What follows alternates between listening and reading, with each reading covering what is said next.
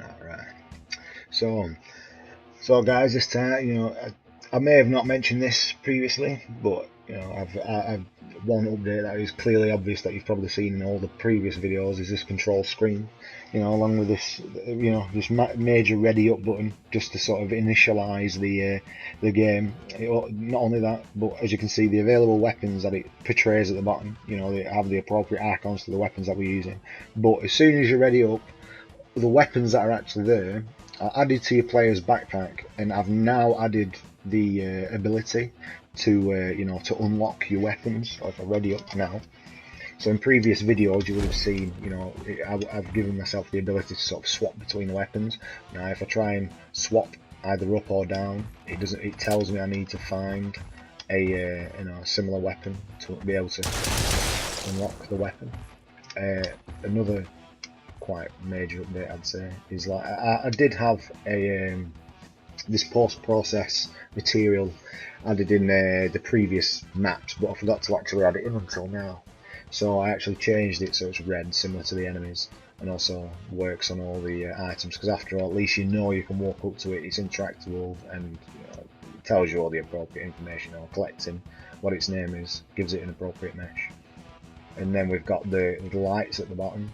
Now this was a point light, and you may have seen it in the other videos. Now there is such a thing called IES profiles, right? And by using them on point lights, you can create these nice dynamic looking lights rather than just an orb of light that surrounds it. So I think this gives it a much nicer effect to show that it's an item you can pick up rather than just, as I said, having an orb of light surrounding it.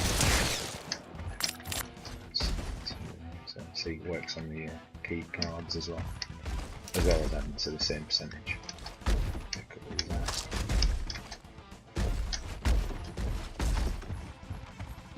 It's quite nice that I've got that whole. At least I don't hear the walking anymore every time I jump. Another thing, I've previously made these panes of glass in a previous video, and I thought I'd try and work them into this, as I've done with my my switch door here and my normal door here. And by incorporating the my nice explosive barrel, blow them up and it breaks all the glass, which is rather nice. Again, as I've said with the ammo pickups, they automatically update just because I've changed a couple of just a couple of default values, just so it has just so they have some dynamic presence rather than all of them being the same. That's why I'm trying to do the same with like my enemies and such. Another thing that I may have not have mentioned, with the hit effects on the enemies, it actually looks like blood now, so if I shoot the enemy, even from distance it looks nice, and up close. Also, as I may have not have mentioned, with this level design, I am trying to make it so there are like multiple paths towards exits, especially in this one because it's quite circular. I've got this one so you can blow up this barrel, progress through that way, and you can actually run and jump to the other side. But by going this way rather than the other way, you'll actually miss a couple of items which obviously work towards your overall percentage. I also changed what was a door here to like this little sort of grated little tunnel. As I said, you can press C once to, or the stick in once to crouch, and it'll automatically hold it. And then if you've let go of the crouch button, it'll automatically pop the character map up, which is certainly handy. Another thing that I may not have mentioned, as you can see, these respawning imps. After you've killed them the first time, they actually have no eyes. I don't know why I thought it would be interesting, but I thought it'd be nice. As I said, I've pressed C because I'm using my keyboard, and it also pops me back out again, which is quite a nice effect to have. So I'll run back around here and pick up these items because I'm a stickler for picking up everything. Still have to go back and pick up some more anyway. So I'll go back here.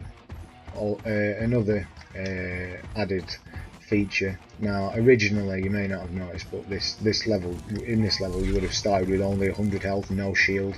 But after the character dies, I was tinkering with how to give, you know, I made it so well, in a couple of videos previous, I made it so when your character respawned, you'd respawn with just the max stats, you know, that the character had, which was quite a good way to set it.